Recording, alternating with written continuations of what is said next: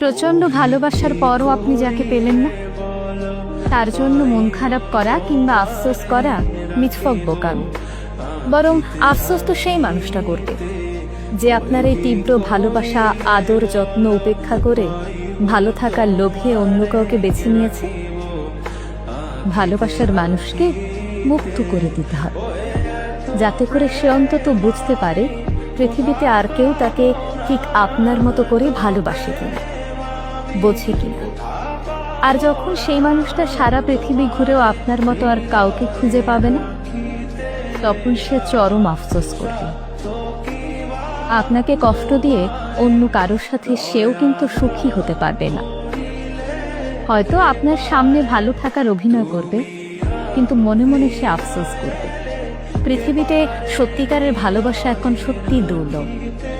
আর যে কারো ভালোবাসাকে অবজ্ঞা করলো, সে নিজেও কোনোদিন ভালোবাসা পাবে না। কারণ ভালোবাসার মধ্যেই যে প্রকৃত সুখ নিহিত, তা অনেকেই জানেন। যাকে এত ভালোবাসলেন, আদর যত্ন দিয়ে আগলে রাখলেন, সে চলে গেলে কিন্তু মন্দ নয়।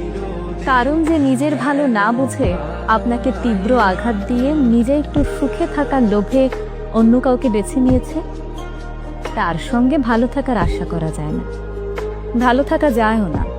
একটা কথা মনে রাখবেন, যাকে তীব্রভাবে ভালোবাসা যায়, তার চেয়েও যে তীব্রভাবে ভালোবাসে তাকে হারানোটা অধিক যন্ত্রণার, বেদনার। এখন আপনি আপনার ভালোবাসার মানুষকে হারিয়ে যে তীব্র কষ্ট পাচ্ছেন, তিলে তিলে নিজেকে শেষ করে দিচ্ছেন, একটা সময় সেই মানুষটা তার দ্বিগুণ কষ্ট পাবে। আপনি তাকে যে ভালোবাসা, আদর, যত্ন দিয়েছেন, তার কথা মনে করে।